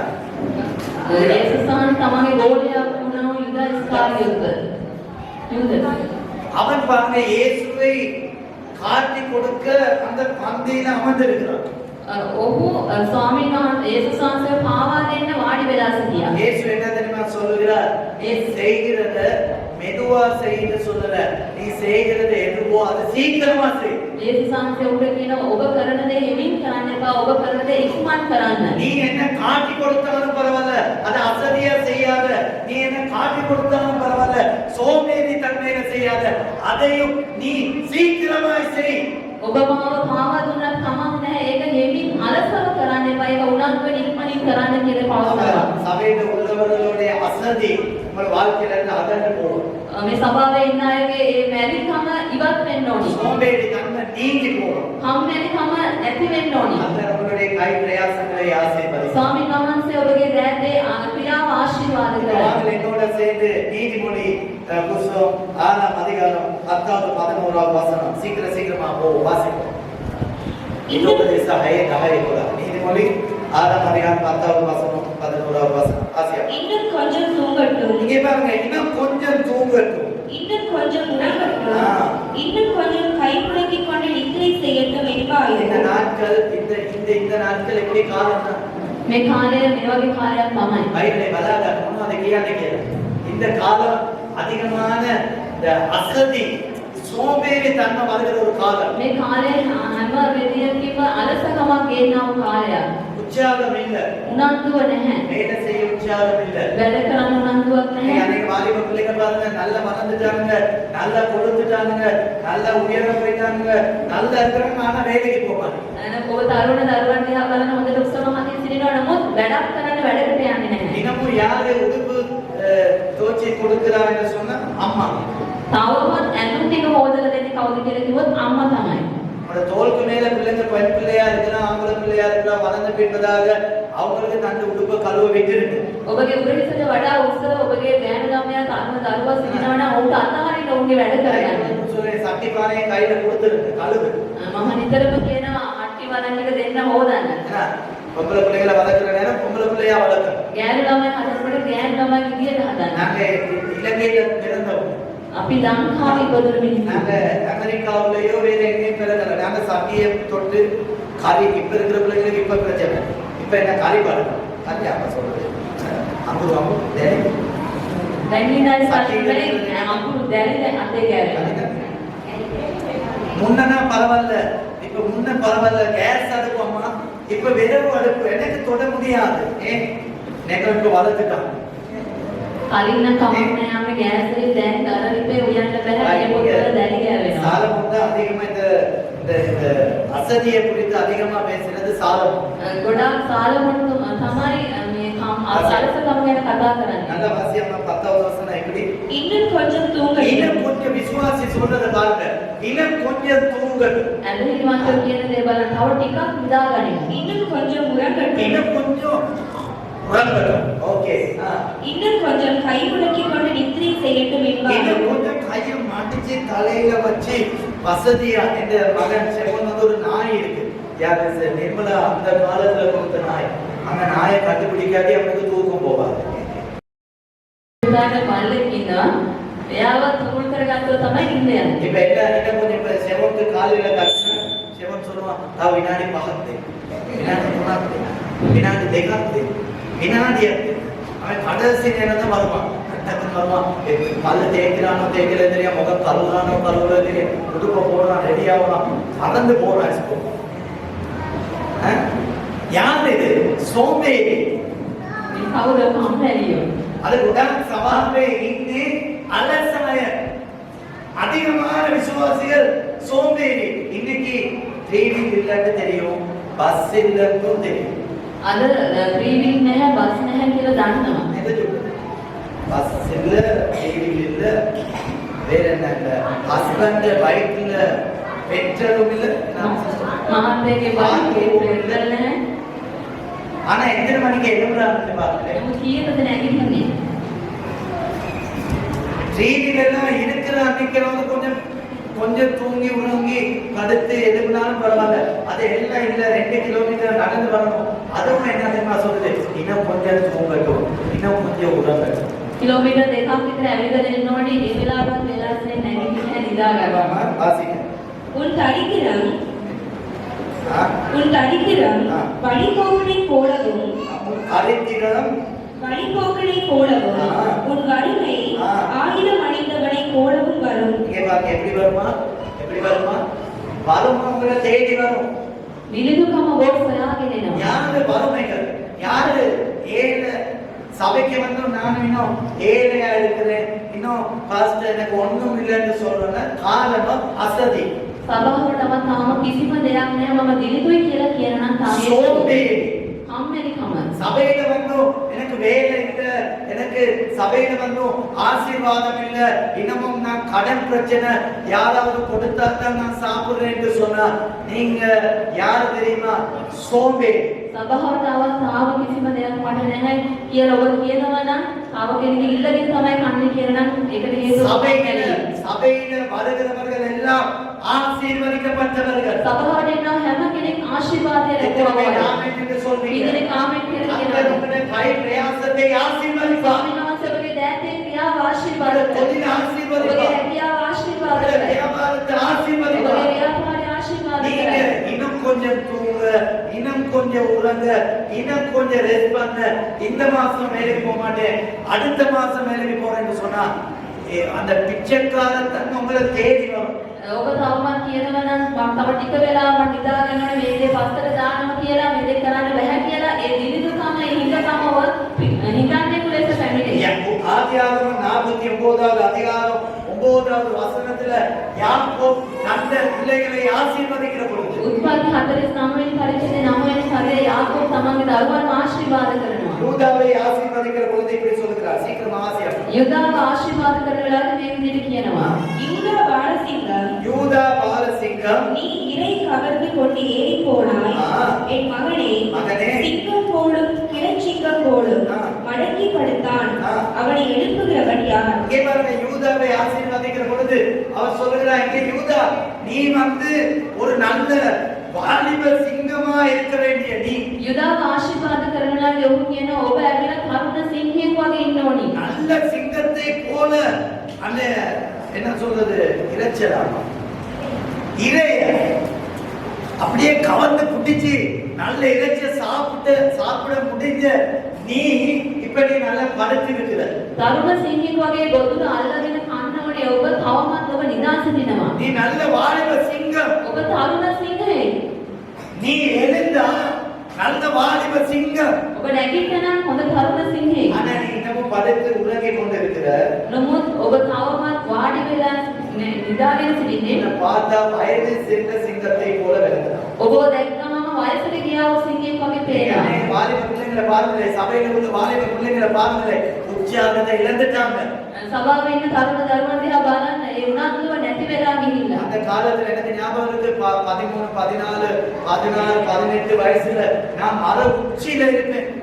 අවුරුදු 16 18 කාලේ මට මතකයි මම ගස්වල මුදුනේ තමයි හිටියේ. உற்சாகமா இருப்போம். උනන්දුවෙන් සිටියා. இப்ப இருக்கிற பிள்ளைங்களுக்கு சொல்லுங்களேன், துணித்தடியை என்ன சொல்றாங்க? දැන් ඉන්නට යන කොස්ස කොට ගන්න. வீட்டுல ஒரு சின்ன வேலையை கொடுங்களே பாருங்க. ගෙදරදී පුංචි වැඩක් දීලා බලන්න. நான் சர்ச்சில் அதிகமா கோபம் வாழ்ந்த சின்னவங்களை வச்சு வேலை வாங்குற நேரம் ஏதாவது ஒன்று சொல்லுங்க, ஸ்லோ மோஷன்ல தான் போவாங்க. සභාවේ පොඩි දරුවන් අරගෙන පාවිච්චි කරනකොට මොකක් හරි වැඩක් දුන්නොත් හරි එමින් තමයි කරන්නේ. நான் காலையில சொல்றேன், இந்த கொஞ்சம் பம்பர் வேலை செய்ய மாட்டேங்குது, ஐயா ஓகேவா பாருன்னு சொல்றேன். ஒரு தம்பி வேலை சொல்லக்கூடாது, வாரம் அவன் வாரம் காத்துல வாரானோ நடந்து வாரானோ தெரியாது. இன்னைக்கு அநேக வாழ்க்கையிலே ஆசீர்வாதத்தை பெறாம இருக்கிறோம் என்று சொன்னா எங்களுக்கு ஒரு அசதி, எங்கேயோ ஒரு அசதி, ஒரு சோம்பேறித்தனமே கத்துக்கலாம். එයි අපේ ජීවිතයේ ආශිර්වාදය ලබන්න නැතුව තිබෙන්නේ කියලා කියන එක අලසකමක් අපේ ජීවිතයේ තිබෙනවා. நீதிமொழி 31ஆம் அதிகாரத்துல சாலமோன் சொல்கிறார், ஞானமுள்ள ஸ்திரீ யாரை கண்டுபிடிப்பான்? ගීතෝපදේශ 31 වෙනි පරිච්ඡේදයේ කියනවා ඥානවන්ත ස්ත්‍රියක් කාට සම්බන්ධද? குணசாலியான ஸ்திரீயை கண்டுபிடிப்பவன் யார்? குணசாலியான ஸ்திரீயை கண்டுபிடிக்கிறவன் யார்? அவளுடைய விலை முத்துக்களை பார்க்கிலும் உயர்ந்தது. குணசாலியான ஸ்திரீ, ගුණවන්ත ස්ත්‍රිය. அவளுக்குள்ள ஒரு உற்சாகம் இருக்கும். ඇය තුළ උනන්දුවක් තිබෙනවා. தாய்க்குள்ள எப்பொழுதும் உற்சாகம் இருக்கும். අම්මා තුළ නිතරම උනන්දුවක් තිබෙනවා. பெண்களுக்குள்ள ஒரு உற்சாகம் இருக்கும். කාන්තාව තුළ නිතරම ஆண்டவர் උනන්දුවක් ஆண்களை තිබෙනවා. பார்த்து சொல்லுகிறார், குணசாலியான ஸ்திரீயை கண்டுபிடிக்கிறவன் யார்? ස්වාමීන් වහන්සේ කියන ගුණවන්ත ස්ත්‍රියක් කාට සම්බවේද? யார் இந்த குணசாலியான ஸ்திரீ? කවුද මේ ගුණවන්ත ස්ත්‍රිය? 13வது வசனம் வாசியாமா. ஆட்டு மயிரையும் சணலையும் தேடி தன் கைகளினால் உற்சாகத்தோட வேலை செய்கிறார். கைகளினாலே உற்சாகமாய் வேலை செய்கிறவர். சொல்லுங்க ஆமென் என்று சொல்லுங்க. ඇය අත්වලින් වැඩ කරනවා. உங்க கையினால உற்சாகமா வேலை செய்றீங்களா? ඔබගේ අත් උනන්දුවෙන් වැඩ කරනවද? இந்த காலத்துல யாராவது கொடுப்பாங்க என்று நினைச்சு கொண்டிருக்கிறீங்களா? இல்ல எனக்கு முடிந்த அளவு ஏதாவது நான் செய்வேன் என்று பிரயாசப்படுறீங்களா? මේ කාලේ කවුරුවත් මට දෙයි කියලා බලාපොරොත්තු වෙන්නේ නැතුව උනන්දුවෙන් මොන හරි දෙයක් කරනවද? உங்களுடைய கை பிரயாசத்தை கர்த்தர் ஆசீர்வதிப்பார். ඔබගේ දෑතේ ක්‍රියාවට ස්වාමීන් වහන්සේ ආශිර්වාද කරයි. කයි රස්සාව කියන්නේ તો ගෙදර ඉඳලා බලාගෙන ඉන්නවා අසදියා. දෙවියන් වහන්සේ දෙයි කියලා කොහොමද දෙන්නේ? அப்படியே ஒரு நாள் கொடுக்க மாட்டார். ඒ වගේ කවදාවත් ලැබෙන්නේ නැහැ. குணசாலியான ஸ்திரீ தன்னை கையினால பிரயாசப்படுவா. ගුණවන්ත ස්ත්‍රිය තමන්ගේ දෑතින් වැඩ කරනවා. வேலைக்கு போகாத பெண்கள் கஷ்டப்பட்டு சமைக்கணும் நல்லா. වැඩට යන ස්ත්‍රිය අමාරුවෙන් හොඳට උනන්දුවෙන් වැඩ කරනවා. என்ன என்ன ශරීර නූල්ස් වගේ ගත්තා දැම්මා පැකට් එක දැම්මා මාත් එනකොට මොනවාරි அப்படியே ஒரு நாள் வீட்டுக்கார குடும்பம் சந்தோஷம் வராது. හොඳට මිනිස් ටික අරගෙන මිනිස් ගලේ තියලා අඹරලා නේද? කයිල போட்டு අපේ අම්මලා එහෙම තමයි සම්බෝලේම නිකන් නැන්නේ. දෙහි කෑල්ල දාලා මිරිකලා දැන් ඕන මාව බලනවා. ඒ සුවඳට කන්න පුළුවන්. அந்த ஒரு தேசிக்காக எடுத்து ஒரு சம்பல் செய்யற நேரம் சம்பளம் சோறும் சாப்பிடுவோம்னு சொல்றது எப்படி தெரியுமா? இப்ப சமைக்கிற சம்பல்ல சாப்பிடல. සම්බෝධි වතුයි කනවා කියලා කියන්නේ දැන් තියෙන සම්බල් එක කන්න බෑ. அந்த காலத்துல எங்க அம்மாவங்க எல்லாம் அம்மி கல்லுல வச்சு முதல்ல கொச்சிக்காவை அரைச்சி அதுக்கு பிற்பாடு என்ன வெங்காயத்தை போட்டு அரைச்சி அதுக்கு பிற்பாடு 2-3 அந்த கம்பெனி செட் என்ன சொல்லுவாங்க அதை வச்சு அரைச்சி அதுக்கு பிற்பாடு தேங்காவை போட்டு அதுக்கு பிற்பாடு அரைச்சி அதை கையில இப்படி எடுத்து பிளேட்ல போட்டு தேசிக்காவை எடுத்து முடிஞ்சு கையில போட்டு பின்னஞ்சு எடுத்தா பார்க்க මේස්කාරයෙන් කියන අමරල ගන්න සම්බෝලයක් කියන්නේ. குணசாலியான ஸ்திரீ. ගුණවන්ත ස්ත්‍රිය. இப்ப இருக்கிறவங்க எல்லாம் மெஷின். දැන් ඉන්න අය මැෂින්. ஏன்னா எல்லாம் மெஷின் தானே. හැමෝම මැෂින්. சமைச்சாச்சு ஃப்ரிட்ஜ்ல வச்சாச்சு ஓகே 10 பேர் வந்தாலும் பரவாயில்ல. நைட்டே சமைச்சாச்சு ஃப்ரிட்ஜ்ல போட்டாச்சு. காலையில எழுப்பியாச்சு அவங்க வரதுல சூடாக்கியாச்சு எடுத்தாச்சு கரண்டில போட்டாச்சு. ඒව ෆ්‍රිජ් එකේ දැම්ම 10 දෙනෙක් ආවා තමයි. ගුණවන්ත ස්ත්‍රිය. அப்ப வீட்டிலே பிரச்சனை. ඒවල ඇයි ප්‍රශ්න? ஏன் பிரச்சனை? ඇයි ප්‍රශ්න? ஏன் குடும்ப சண்டை? ඇයි පවුල තුල ප්‍රශ්න? அவருக்கு விருப்பம் இல்ல நீங்க சமைக்கிற சாப்பாடு அதுல டேஸ்ட் இல்ல. ඔබට ඔබ උයන කෑමේ රස දැනෙන්නේ නැහැ. யாழ்ப்பாண ஆக்கள் பெஸ்ட் சிஸ்டர். යාපනයේ මිනිස්සු யாழ்ப்பாண நான் போறதே அந்த கத்திரிக்காய் சம்பல் ஒன்று செய்வாங்க. වම්බට සම්බෝලය කරනවා. இவங்க கூட்டிட்டு வந்தேன் சிஸ்டர், கூட்டிட்டு வந்தேன். கத்திரிக்காய் சம்பல் சாப்பிட்டுருக்கீங்களா? கத்திரிக்காய் சம்பல் වම්බට සම්බෝලය කාලා තිබෙනවා. இங்க இருக்கிறவங்க சிஸ்டர் கோல் சம்பல் தான் தெரியும். அதுக்காக போகாது. මෙහෙ ඉන්න පොල් සම්බෝලය තමයි දන්නේ නැහැ. எடுத்து கொஞ்ச நாக்குல வச்சா போதும், சோறு அப்படியே சாப்பிடுறாங்க. சில ரசம் விவசாயியான கஷ்டம். நான் சொல்றேன், அநேக தாய்மார் இருக்கிறீங்க, காலையில எழுப்பி பிரயாசப்பட்டு சமைச்சு கஷ்டப்பட்டு பிள்ளைங்களுக்கு சாப்பாடு, கணவனுக்கு சாப்பாடு, வீடு காரியம் எல்லாம் செய்றீங்க. உங்களை ஆசீர்வதிக்கிறோம். ගොඩාක් කැපවීම කරන මව්වරු සිටින උදෑසන නැගිටලා කෑම බීම අතර ධර්මයට සමග සිටින. சிலர் என்னது வந்து ஜூன் பான்காரனோட அந்த சத்தத்துக்கு සමහර අය ඉන්නේ චූන් කාන්කාරගේ සද්දෙට. அந்த சத்தத்துக்கு தான் சிலர் எழுப்புறது. සමහර අය නැගිටින්නේ ඒ සද්දෙට. இப்ப உச்ச குணசாலியான ஸ்திரீ வாங்கம்மா. அப்புறம் 15வது வசனம் வாசியம்மா. இருட்டோடு எழுந்து அவ எப்படி குணசாலியான ஸ்திரீ எப்ப எழுப்புவா? ගුණවන්ත ස්ත්‍රිය මොන වෙලාවකද அவ නැගිටින්නේ? இருட்டோட எழுப்புவா. ඇය අලුයම නැගිටිනවා. தன் வீட்டாருக்கு ஆகாரம் கொடுத்து காலையிலே இருட்டோட எழுப்பி இப்ப எங்க எழுப்புறது? දැසලම අලුයම නැගිටිනවා. ஆமா, இதெல்லாம் பேசினா நீங்க எங்க முகம் எல்லாம் மாறும். 18வது வசனம் வாசியம்மா. தன் வியாபாரம் பிரயோஜனம் உள்ளதென்று அறிந்திருக்கிறாள். வியாபார பிரயோஜனம் உள்ளது என்று அவ அறிந்திருந்து இரவிலே இரவிலே அவள் விளக்கு அணையாதிருக்கும். அவருடைய விளக்கு පහන. ஏசிலாமே ඇයගේ පහන கடைசியா அவன் தூக்கத்துக்கு போவான். අවසානයේ තමයි ඇය නිින්දට යන්නේ. இன்னைக்கு பெண்கள் அப்படி இல்ல. கணவனுக்கு சொல்லுவாங்க, "ஒயா லைட் ஆஃப் த லைட்ல நிதான." இப்ப வெளில போய்வாங்க.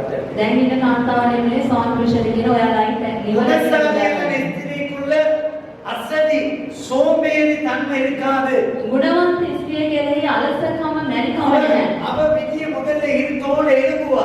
ඒ දැසනම අලුයම ඇය නැගිටිනවා. அவ கை பிரயாசத்தினாலே சம்பாதிப்பா. ඇය ඇයගේ දෑතේ ක්‍රියාව තුළින් හම්බ කරනවා. இரவு மற்றும் வேலை செய்வா. රැ වෙනතුරු වැඩ කරනවා. 27வது வசனத்தை வாசியம்மா. அவள் சோம்பலின் அப்பத்தை புசியாமல் அவ இப்படி அப்பத்தை சாப்பிட மாட்டா. මොන වගේ කෑමද ඇය කන්නේ නැත්තේ? சோம்பலின் அப்பம். சோம்பலின் அப்பத்தை சாப்பிட மாட்டா. අලසකමෙන් කෑම කන්නේ නැහැ. சமாதாய கேம கண்ணம கம்மனி. சிலர் வந்து சாப்பிடுறதே எப்படி தெரியுமா? சோம்பேறி. සමහර අය කෑම කන්නම කම්මැලි. சில பாருங்க சாப்பிடுறது பார்த்தாலே பரிதாபமா இருக்கு.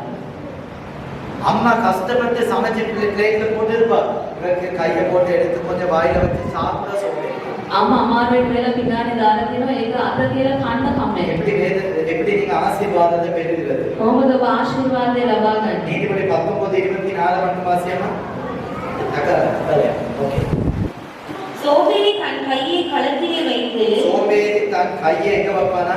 களத்திலே வைத்து அதை திரும்ப தன் வாயடிக்கு எடுக்காமல் இருக்கிறான். ஏன் எடுக்காம? කම්මැලි තමන්ගේ කෑම පිටානට අත තියලා නැවත අත කටට ගන්න බැරුව සිටිනවා. ஏன் எடுக்காம? அவ்வளவு சோம்பேறி.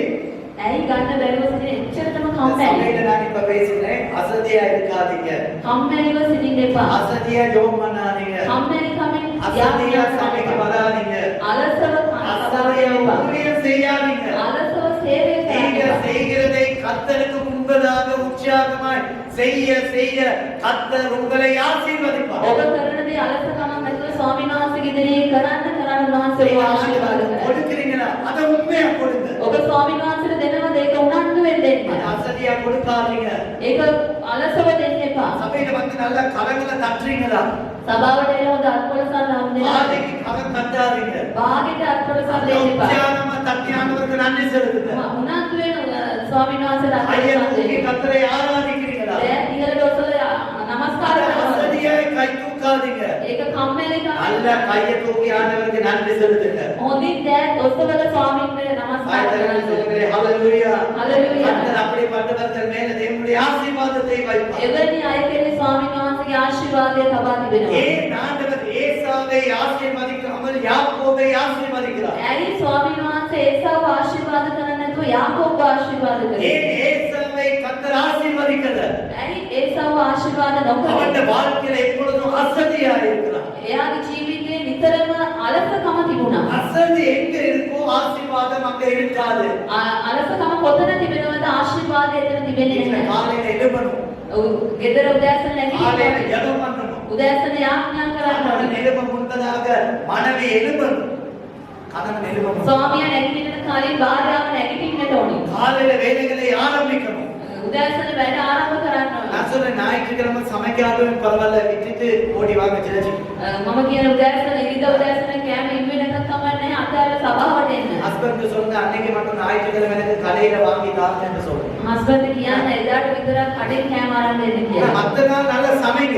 වෙනත් දවස්වල හොඳට න්යාය. ஆராதனை நேரத்துல சபையில வந்து கர்த்தரை உண்மையாக ஆராதிங்க.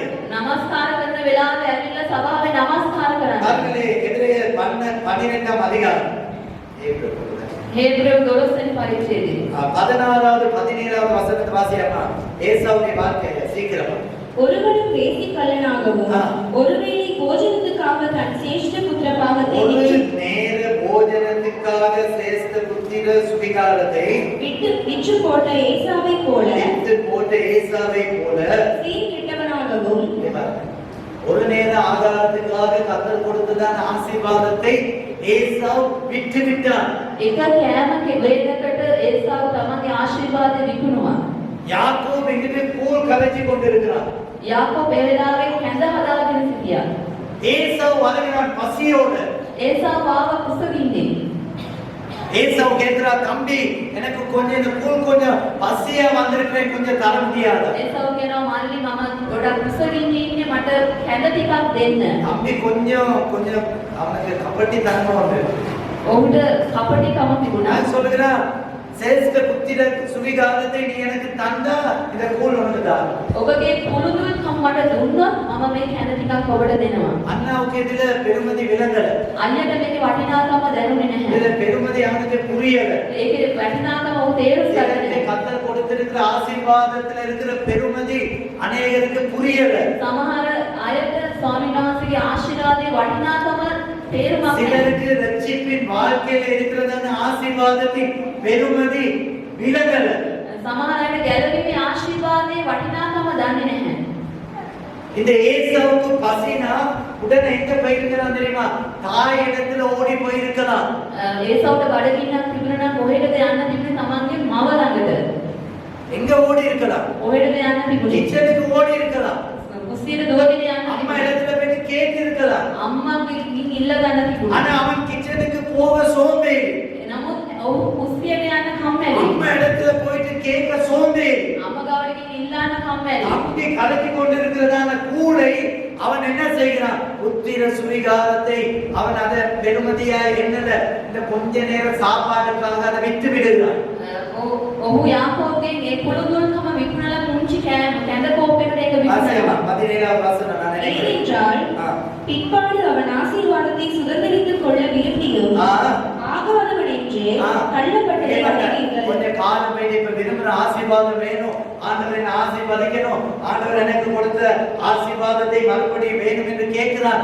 ஆனா ஆசீர்வாதத்தை அவனுக்கு பெற்றுக்கொள்ள முடியாம போயிட்டு. ස්වාමීනි මට ආයේ ආශිර්වාදය ඕනේ මාව ආශිර්වාද කරන්න කියලා කිව්වට ඒ ආශිර්වාදය උන්ට ලැබුණේ නැහැ. මේ බලන්නකෝ අලස වෙන්න කවදාවත් දෙවියන් වහන්සේගේ ආශිර්වාදය ඔබට ලබන්න බෑ. உங்களுடைய வாழ்க்கையில அசதியா இருந்து ஒரு நாளும் ஆண்டவருடைய ஆசீர்வாதத்தை உங்களுக்கு பெற்றுக்கொள்ள முடியவே முடியாது. ஆண்டவருடைய ஆசீர்வாதம் வேண்டுமானால் சபையில வந்து தேவனை உண்மையாக நீங்க தேட வேண்டும்.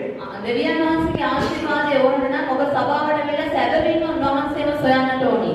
அசதியாய் தேடுகிற பொழுது வறுமை உங்களை தேடி வரும். අලසව සොයන වෙලාවේදී හිඟකම ඔබව සොයාගෙන இப்ப தேசத்துல பயங்கரமான ஒரு வருமானம், பயங்கரமான என்ன சொல்றது பொருளாதார பிரச்சனை. මේ දේශය තුළ මේ කාලේ බොහෝ ආර්ථික අවශ්‍යතා ප්‍රශ්න. அரிசி இப்ப 5 கிலோ பேக் எல்லாம் இல்லையா? දැන් හාල් කිලෝ 5 බෑග් පවා නැහැ. வர வர வர வர வர வர எல்லாமே இல்ல தான் வருது. එන්න එන්න හැමදේම නැහැ කියලා තමයි කියන්නේ. இப்படிப்பட்ட ஒரு காலத்துல சபை விசுவாசிகளுடைய பிரயாசத்தை கர்த்தர் பார்க்கிறார். එවැනි කාලයක ඇදහිලිවන්තයන්ගේ උත්සාහය ස්වාමීන් වහන්සේ බලා உங்களுடைய සිටිනවා. கை பிரயாசத்தை கர்த்தர் ஆசீர்வதிப்பார். ඔබගේ දෑත් ක්‍රියාව ස්වාමීන් වහන්සේ செய்து கொண்டிருக்கிறீங்க? ඔබ තවමත් ඔබේ නිවසේල මොනවද කරගෙන සිටින්නේ? அரசாங்கம் சொன்னாங்க எதையாவது விதையாவது போட்டு மூடி வைங்க. රජය කියන මොනවා හරි දෙයක් හිතවන්න කියලා. மைதிலி சிஸ்டர் நீங்க ஆசீர்வதிக்கப்பட்டவங்க சிஸ்டர். பாஸ்டர்கிட்டயும் அவர்கள் செடிகள் என்ன இலகாதி சாப்பிடுறதுல வீட்டுக்குள்ள போற நேரமும் இருக்கு, மேல வளர்ந்து இருக்கு, ஸ்லகுக்கு மேலே கொத்திக்கா இருக்கு, என்னமோ இருக்கு, சுத்தி இருக்கு, பயம் இல்லாம ஏன்னா கஞ்சியாவது கலஞ்சி குடிச்சிருக்கீங்க. இந்த இன்னொரு டீம் இருக்கு, காணி இருக்கு, மேல ඉඩම තියෙනවා, தோட்டம் இருக்கு, වත්ත තියෙනවා. இது சோம்பேறி, இன்னும் கொஞ்சம் உரங்கள், இன்னும் கொஞ்சம் தூக்கல், இன்னும் கொஞ்சம் ஒரு கொச்சிக்காக்கான உண்டுதான்னு பாருங்க. එක කොච්චි ගහක් හිටවල තිබෙනවා. ஒரு தக்காளி ஒரு மரம் ஊட்டி இருக்கான்னு பாருங்க. இதுக்கு விசுவாசம். என்ன விசுவாசமா? கர்த்தர் மேல இருந்து கொச்சிக்காவை போடுவார். சோம்பேறி, අලසකම. இவ்வளவு கஷ்டத்தின் மத்தியில அநேகருக்கு வேலை இல்லை, இவங்களுக்கு நல்ல வேலை கர்த்தர் கொடுத்திருக்கிறார், வேலைக்கு போறது இல்லை. මේ අමාරු කාලේ හොඳ රැකියාවක් දීලා තිබෙනවා. නමුත් බොහෝම රැකියාවක් නැතිනම් නමුත් රැකියාවට යන්නේ නැහැ. ඒකලන්න වැඩ තියෙනවා. වැඩ තියෙන මිනිහා ගෙදර නිදා ගන්නවා දවස් දෙකක්. සෙල්ව අහු වෙන්නේ නේද? හොඳට වැඩ තියෙනකොට යන්න වැඩට. වැඩ කරන්න දැන් තියෙනවානේ. රස්සාව නැතුව කොච්චර ඉනවද? වේල ඉල්ලම එතනියෝ පෙර ඉන්නවා. වැඩ නැතිව කොච්චර මෙයාට ඕනේ මොකද? අර ටීවී එක දාගත්තා, ඇලට් එකක් දාගත්තා, කටල එකක් අක්කා මොනවාද? දෙවියන් වහන්සේ දෙයි. දෙවියන් වහන්සේ දෙයි. දෙවියන් වහන්සේ දෙයි. දෙවියන් වහන්සේ දෙයි. ஆண்டவர் எப்படி கொடுப்பார்?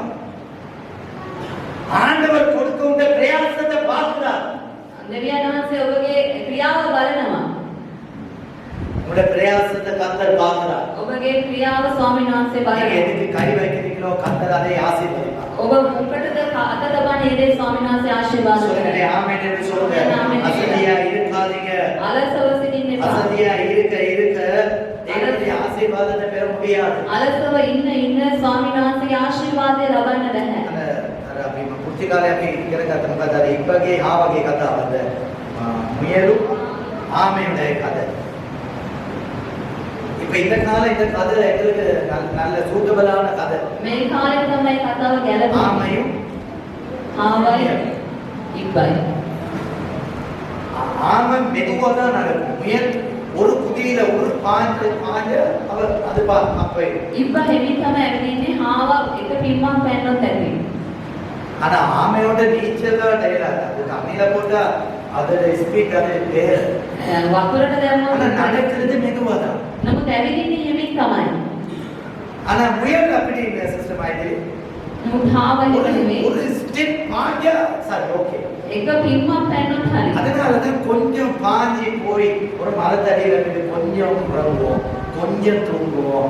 ஆமை இப்பவே வராது, அது மெதுவா தான் வந்து கொஞ்சம் அலர்ட் ஒன்று போடுது. ඒක තමයි ඉක්මනට ගිහිල්ලා පොඩ්ඩක් නිදාගමු, පොඩ්ඩක් මහන්සි අරගෙන දැම්ම ඉක්මනට නැහැ කියලා නිදාගන්නේ. ஆமை அப்படி இல்ல, மெதுவா வந்தாலும் அதுக்கு இருக்கிற ஸ்பீடில் அது வருது. ඉබ්බැල්ලට හෙමින් ආවත් ඔහුට තීව්‍ර වේගයෙන් පැමිණෙනවා. ஆனா இந்த முயல் வந்து ரட்சிக்கப்பட்ட விசுவாசி.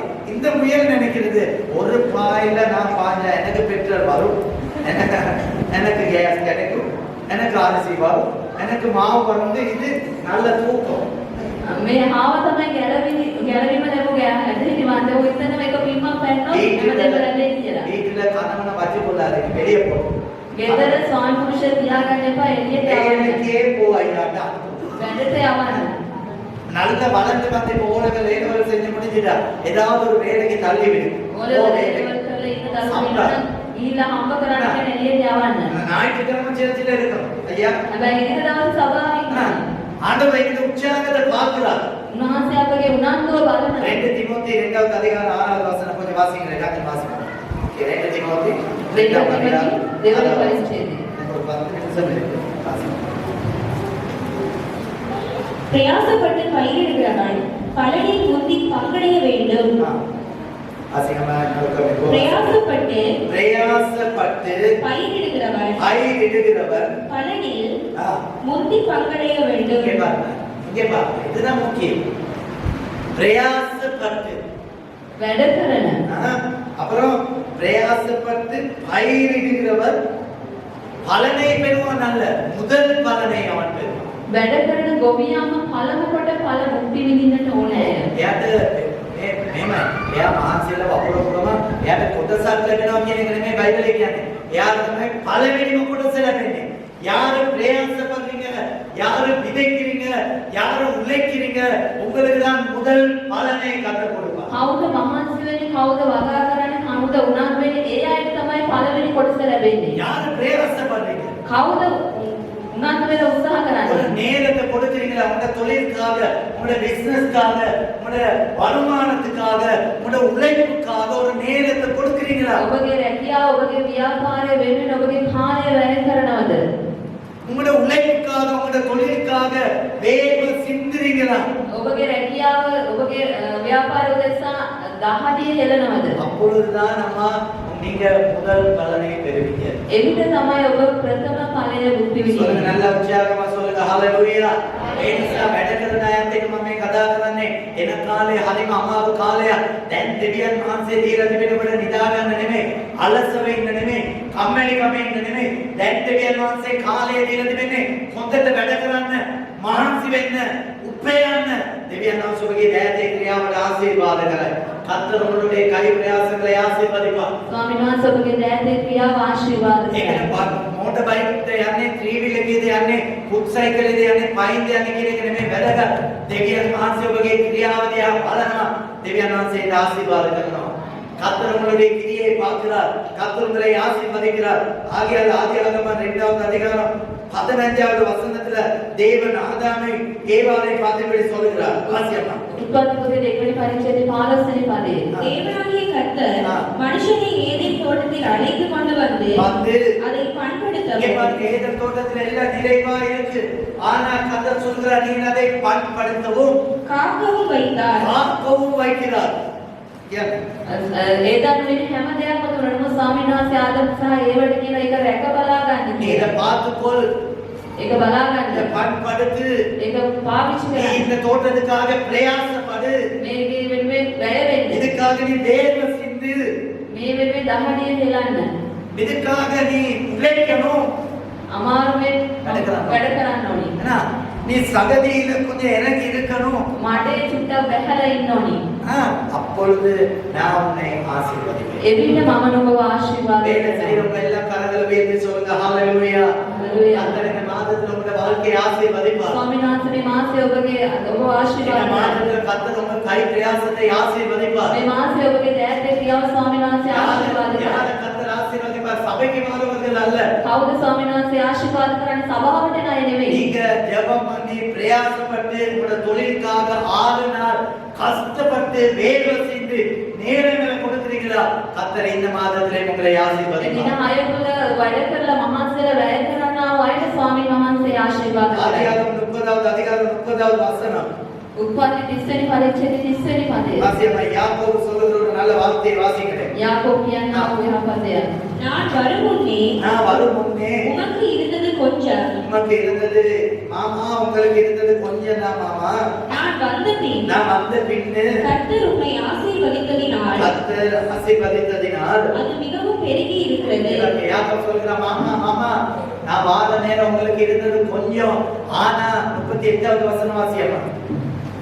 தான் உரித்த கொம்புகளை ஆடுகள் தண்ணீர் குடிக்க வரும் கால்வாய்களிலும் தொட்டிகளிலும் ஆடுகளுக்கு எதிராக போட்டு வைப்பான். ஆடுகள் தண்ணீர் குடிக்க வரும்போது 38வது வசனம். ஓகே, 20 வருடங்கள் பிரயாசப்பட்டேன் இருக்கு. வாசிங்க. 37வது வசனம் வாசிங்க. பின்பு யாக்கோபு பச்சையா இருக்கிற புன்னை காதுமை அல்போன் என்னும் மரங்களின் கொப்புகளை வெட்டி. ஓகே, இருங்க. 30வது வசனம் சொல்லுது, நான் வாழ்கிற பொழுது ஒன்றும் இல்லாம தான் நான் பார்த்தேன். உங்ககிட்ட ஒன்றும் இருக்கல, ஆனா நான் வந்து 20 வருடங்களாய் நான் பட்ட பிரயாசம் கர்த்தர் அதை ஆசீர்வதித்து பெருக பண்ணியிருக்கிறார். මම එන වෙලාවට කිසිම දෙයක් ඔබ ළඟ තිබුණේ නැහැ. නමුත් මම ඇවිල්ලා මහන්සි වෙනාට පස්සේ මේ අවුරුදු 20කට පස්සේ ස්වාමීන් වහන්සේ ආශිර්වාද 40வது வசனத்தை வாசியம்மா சீக்கிரமா. 40 වෙනි පදය. அந்த ஆட்டுக்குட்டிகளை யாக்கோபு பிரித்துக் கொண்டு ஆடுகளை லாபானுடைய மந்தைகளுக்கும் கலப்பு நிறமானவைகளுக்கும் கருப்பானவைகள் எல்லாவற்றுக்கும் எதிராக நிறுத்தி தன் ஆடுகளை லாபானுடைய மந்தையோடு அடிப்புறமாக வைத்துக் கொள்வான். ஆ.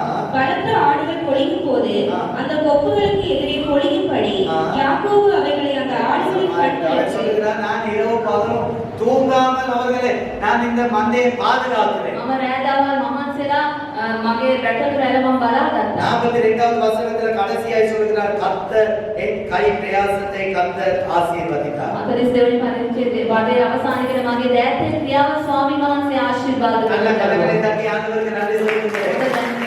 இந்த வாழ்க்கையில கர்த்தர் உங்களுக்கு கொடுத்திருக்கிற உண்மையாக இருக்கிறார். ඔබට ස්වාමීන් වහන්සේ දුන්නා වූ ඒකේ විශ්වාසවන්තව සිටින්න. உங்களுடைய படிப்புக்கு ஏற்ற தொழில் கிடைக்காம இருக்கலாம்.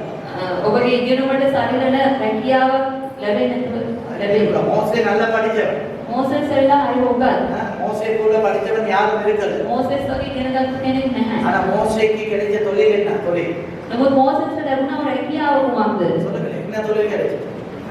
இதுக்கு முதல்ல சிப்போரா பார்த்து கொண்டிருந்ததான ஆடுகளை இவன் தான் பார்க்கணும். அவட படிப்பு ஏதோ செய்தது ஏதோ. මෝසෙස් ඇවිල්ලා බැටළුවන් බලාගත්තා. கர்த்தர் மோசேயை ஆசீர்வதித்தார்.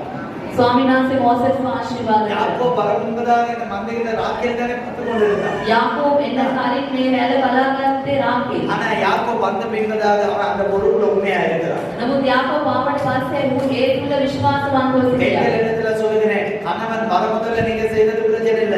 கணவன் வந்த பின்பதாக முழு பொறுப்பும் அவருக்கு தான்.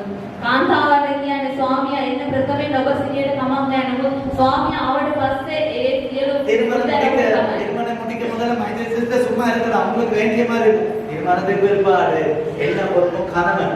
විවාහයට පෙර මොනාකාරයේ සිටින විවාහයෙන් පස්සේ හැමදේම ස්වාමි පුරුෂයා. ஆகிய கர்த்தர் ஆசீர்வதிப்பார். உங்கள் பிரயாசத்தை கர்த்தர் பார்க்கிறார். உங்க தொழிலா இருக்கலாம், வியாபாரமா இருக்கலாம், கர்த்தர் ஆசீர்வதிப்பார். ඔබගේ රැකියාව ඔබගේ ව්‍යාපාර වෙනකලයි ස්වාමීන් වහන්සේ ආශිර්වාද அசதியா කරනවා. இருக்காது. உற்சாகமா இருங்க. උනන්දුවෙන් සිටින්න. கர்த்தரை தேட கண்டடையத்தக்க சமயத்தில் ஆண்டவரை தேடுகிற பொழுது உண்மையா தேடு. ස්වාමීන් වහන්සේ සොයන වෙලාවේදී සැබෑ ලෙස සොයන්න. கடைசி ஒரு சின்ன கதையை சொல்லிட்டு நான் இந்த பிரசங்கத்தை முடிக்க விரும்புகிறேன். අවසානයේ පුංචි කතාවක් කියලා මේ දේශනාව අවසන් කරනවා. அமெரிக்கா தேசத்துல நடந்த உண்மையான ஒரு சம்பவம். ඇමරිකා දේශයේ සිදුවන වූ සැබෑ සිදුවීම. அமெரிக்காவுல வீதியில சப்பனத்தை தைக்கிற ஒரு சிறிய பையன் இருந்தான். அவனோட பேர் தோமஸ். ඇමරිකාවේ වීදියේක සපත්තු මහන තරුණ දරුවෙක් ඔහුගේ නම තෝමස්. இந்த தோமஸுடைய தொழில் வந்து கிழிஞ்சு போன செருப்பு தைக்கிறது தான் தோமஸுடைய தொழில். තෝමස්ගේ රැකියාව වෙලා ඉරිලා ගියාපු ඒ සපත්තු මහනෙක්. இந்த தோமஸ் வந்து ஒவ்வொரு நாளும் காலையில வந்து அந்த வீதியில ஒரு மரத்தடியில அமர்ந்திருந்து இந்த சபத்தை தட்டி கொண்டு இருப்பான். ඔහු හැම උදෑසනකම මේ වීදියේම ගහක් යට වෙලා ඒ සපත්තු මහන රැකියාව කරා. அநேகர் வருவாங்க. හැමෝම බොහෝ අය ආවා. தோமஸ் கிட்ட இந்த ஸ்லிப்பர்ஸை தட்டி கொண்டு போவோம். බොහෝ අය ආවා ඔහුට කියලා මේ ඉරුණු සපත්තු මහ ஒரு ගන්න. நாள் இந்த தோமஸ் ஒரு ஆலயத்துக்கு போனான். එක දවසක් ඔහු දෙවියන් වහන්සේගේ දේව සභාවකට ගියා. சர்ச்சுக்கு போயிட்டு ஆராதனையில இருக்கிறான். නමස්කාරයකට සහභාගී වුණා. பின் வரிசையில் அமர்ந்திருக்கிறான். පිටිපස්ස ආසනයක වාඩි වෙලා හිටියා. அப்பொழுது பாஸ்டர் ஒரு அழைப்பை கொடுத்தார். ඒ වෙලාවේ දේවලෙක්තුමා කැඳවීමක් ஒரு දුන්නා. மிஷனரி ஊழியத்துக்காக. ඒක මිෂනාරි සේවයකට. ஒவ்வொரு கிழமை அவங்களுடைய மிஷனரி ஊழியத்துக்காக அவங்க காணிக்கை செய்வாங்க. හැම සතියකම ඒ මිෂනාරි සේවය උදෙසා පඳුරක් ගන්න அப்ப ලැබුවා. அன்னைக்கு காணிக்கை செய்கிற பொழுது එදා දවසේදී ඒ පඳුර ගන්න எல்லாரும் ලැබුවා. காணிக்கை முன்பதாக போயிட்டு அந்த தட்டில போட்டுக்கொண்டே இருந்தாங்க.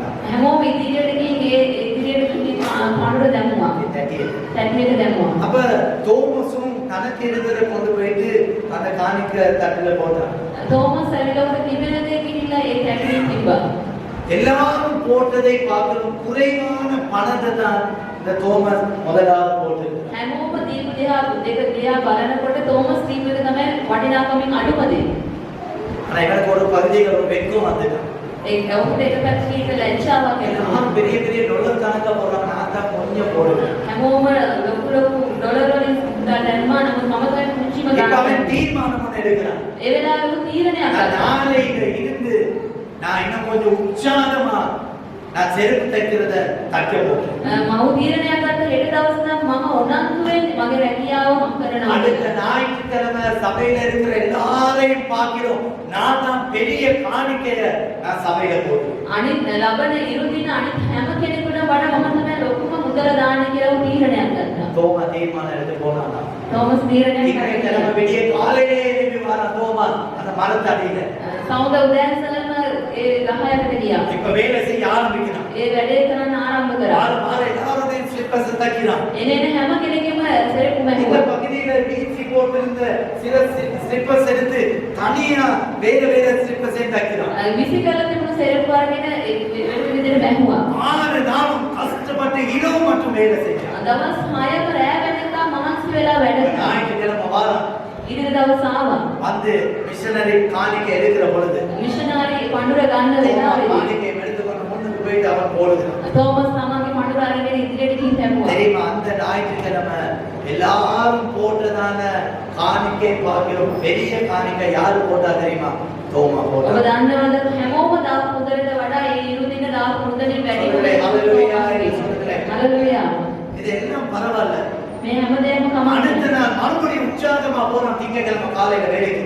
ඊළඟ සතියේ සවුත උදෑසන උනන්දුවෙන් ගියා තමයි போய் பார்த்தா வானம் கருப்பா இருக்கு. යද්දි වලාකුළු අහස කළු වෙලා තිබුණා. பெரிய ஒரு மலை வெள்ளம் அப்படியே ஓடி கொண்டிருக்கு. இந்த தோமஸ்க்கு ஒரு வேலை செய்ய முடியாது. ලොකු වර්ෂාවක් සහ ලොකු සුළඟක් සමග උට රැකියාව කරගන්න බැරි වුණා. ஒரு பகுதியில இருதயத்தில் ஒரு வேதனையோட ஒரு ஒரு ஒரு திண்ணைக்கு மேல அவன் போயிட்டு அமர்ந்திருக்கிறான். ඔව් ඒක වෙලා ඔහු හිතේ දුකක් සමග ගිහිල්ලා වාඩි වුණා. බැම්මක් උඩ ගිහින් වාඩි அவன் වුණා. அமர்ந்து கொண்டு இருக்கிற நேரம் ඔහු වාඩි වෙලා ඉන්න எனக்கு ஒரு වෙලාවේ இருதயத்துல இன்னைக்கு ஒரு சாப்பாட்டுக்காவது சரியாவது வரமாட்டாங்களே ஓகே. எண்ணிக்கொண்டிருக்கிறான். ඔහුගේ හිතේ මේ පැත්තකට මගේ කෑම සඳහා හරි කෙනෙක් කවුරු හරි ඒත් අද දවසේ. கொஞ்ச நேரம் போற நேரம் ஒரு மனுஷன் வாரான் நடந்து நடந்து. පොඩි වෙලාවක් ගියට පස්සේ ඒක මිනිස්සේ හැදෙනවා. இந்த ஸ்லிப்பர்ஸ் உடனே எடுத்து கொஞ்சம் தச்சுட்டான். ඔහු මගේ මේ සෙරප්පුව ඉහිලා තිබෙන පොඩ්ඩක් අහලා දෙන්න. உற்சாகமா எடுத்து இப்ப தச்சு கொண்டிருக்கிறான். ඔහු උනන්දුවේ ඒක අරගෙන මහා මිනිස්සයා. தைக்கிற நேரம் ஒரு சைடுல இவன் இந்த தோமா மூலமாகவே செய்ததான ஒரு ஸ்லிப்பர்ஸ் புது ஸ்லிப்பர்ஸ் ரெண்டு ஒரு சைடுல இருக்கான். ඒ මහාන වෙලාවේ ඒක පැත්තකම තෝමස් ඉතින් හදුවා වූ අලුත් සපත්තු දෙකක් තිබුණා. அப்ப இவருக்கு கேட்டாரா இது யாருடைய ஸ்லிப்பர்ஸ்? ඔහු එහුව මේක කාගේද? அப்ப அவன் சொன்னாரா நான் விற்கிறதுக்கு நானே தயார். ඒකල තෝමස් කියනවා මම විකුණන්න තමයි ඒ දේ හදලා මම හදලා எடுத்து போட்டு பார்த்தா சரியா காலுக்கு சரியாவே இருக்கு. ඔහු ඇවිල්ලා යා පුද්ගලයා ඒක කකුලට දාලා බලද්දී ඒක හරියට තිබුණා. இவன் சந்தோஷமா அந்த ஸ்லிப்பர்ஸ் பணம் கொடுத்து வாங்கி கொண்டு போனான். ඔහු සතුටින් මුදල් දීලා ඒ සිපේක දාගෙන கொஞ்ச ගියා. நேரம் போற நேரம் 4 பேரோட திரும்ப அந்த மனுஷன் பாரு. සතුට වෙලාවක් ගියට පස්සේ හතර දෙනෙක් සමග அவன் சொன்னாரு, இதே නැවතේ. மாதிரி ஸ்லிப்பர்ஸ் 4 எங்களுக்கு செஞ்சு தர இயலுமா? ඔහු අහනවා මේ වගේම ස්ලිපර්ස් හතරක් අපිට හදලා දෙන්න ஓ පුළුවන්. ஐயா நான் செய்து தரேன் மெஷர்மென்ட் எடுக்கிறான். ඔව් මම කරලා දෙන්නම් කියලා මෙෂර්මන්ට් அடுத்த එක நாளே 4 ஸ்லிப்பர்ஸ் செஞ்சு கொடுத்தான். ඊළඟ දවසේදී සෙරප්පු හතරක් හැදුවා. அதை போட்டு கொண்டு போனவங்க அடுத்த நாள் 10 பேரோட திரும்ப வந்தாங்க. ඒක දාන් ගියාට පස්සේ ඊළඟ දවසේ සෙරප්පු 10 දෙනෙක් ආවා. நான் 10 ஸ்லிப்பர்ஸ் செஞ்சு தரேன். සෙරප්පු 10ක් හදලා දෙන්න. நாளைக்கு செஞ்சு தரேன். හෙට දවසේ හදලා දෙන්න. மெஷர்மென்ட் எடுத்தா මෙෂර්මන්ට් එක 10 செய்தான். 10ක් හැදුවා. அடுத்த நாள் அவர்கள் இன்னும் கொஞ்சம் பேரை கொண்டு வந்தாங்க. ඊළඟ දවසේ අය තවත් අය එක தெரியுமா? ගෙනාවා. அப்படி உருவாகின கம்பெனி தான் பாட்டா கம்பெனி.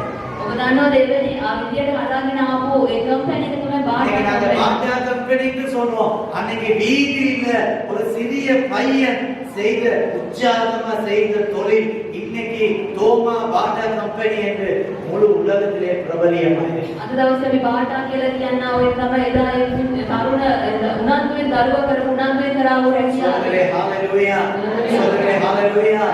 உங்களுடைய கை பிரயாசத்தை தான் கர்த்தர் ஆசீர்வதிப்பார். ඔබගේ දෑති ක්‍රියාව තමයි ස්වාමීන් වහන්සේ சுத்தமான காலத்திலேயும் உங்களுடைய கை பிரயாசம் உற்சாகமா இருந்தால் சோம்பேறி இல்லாமல் தேவனுக்கு முதலிடத்தை கொடுத்து ஜெபம் பண்ணி செய்கிற யாவையும் கர்த்தர் ஆசீர்வதிப்பார். මේ අමාරු කාලේ උනන්දුවෙන් ඔබගේ රැකියාව කරලා කම්මැලි කමක් නැතුව කරන ලයි ස්වාමීන් වහන්සේ දෙන්න ආශිර්වාද இந்த காலை කරනවා. நேரத்துல மறுபடியும் சொல்கிறேன், அசதியா இல்லாமல் මේ උදෑසන ඔබට නැවතත් කියනවා අලසව නොසිටින්න. ஜாக்கிரதையா உற்சாகமா இருந்தா கர்த்தர் உங்களை ஆசீர்வதிப்பார். උනන්දුවෙන් සිටියොත් ස්වාමීන් වහන්සේ ඔබව ආශිර්වාද இந்த කරනවා. காலை நேரத்துல ஆண்டவருடைய செய்திக்கு உங்களை ஒப்புக்கொடுக்க விரும்புகிறேன். කී දෙනෙක් මේ ස්වාමීන් වහන්සේගේ දේකට ඔබ කැප කරන්න සූදානම්ද? நான் இனி சும்மா இருக்க மாட்டேன். මම නිකන් ඉන්නේ නැහැ. நீங்க பிரசங்கம் கேட்கவே உங்களுக்கு டயர்டா இருக்கு. දේශනාව අහලම ඔබට මහන්සි. எனக்கு ஒரு கிழமை தொண்டை வருத்தம், தொண்டை உள்ளுக்கு ரத்தம் வந்து கொண்டு இருக்கு. මගේ උගුරේ நேற்று மட்டும் அதுக்கு இயலாம இருக்கு. ඊයේ දවසේ කතා කරගන්න බැරිව සිටිනවා. நான் இப்ப சொந்த கிளியை உங்களுக்கு மறுபடியும் கதைக்கிறேன். நாளைக்கு என்ன நடக்கும்னு எனக்கு தெரியாது. හෙට දවසේ මොනව වෙයිද කියලා දන්නේ නැහැ. இப்ப நான் உங்களை உற்சாகப்படுத்த விரும்புகிறேன். මම ඔබ උනන්දු කරන්න කැමතියි. ஏகாததாய் நான் உங்களுக்கு சொல்லுகிறேன். சபை மூலமா உங்களுக்கு சாப்பாடு கொடுக்கிறோம். சபை மூலமா உங்களுக்கு காசு கொடுக்கிறோம். சபை மூலமா நாம் உங்களை பார்த்து கொள்ளணும்னு பிரசங்கம் பண்ண வரல.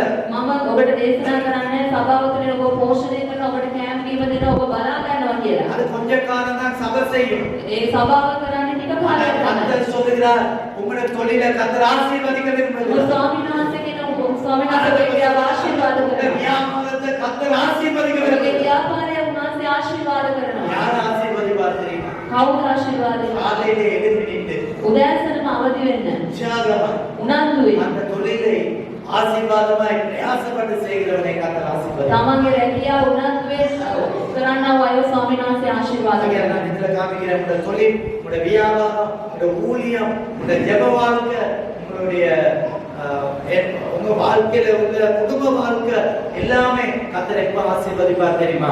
இந்த அசதியா இல்லாம ඔබගේ රැකියාව, ඔබගේ ව්‍යාපාරය, ඔබගේ පෞල් ජීවිතය, ඔබගේ යාඥා ජීවිතය මොන ආකාරයෙන්ද ආශිර්වාද කරන්න ලබන්නේ? අලසව නොසිටියොත්. கர்த்தர் உங்களை ஆசீர்வதிப்பார்.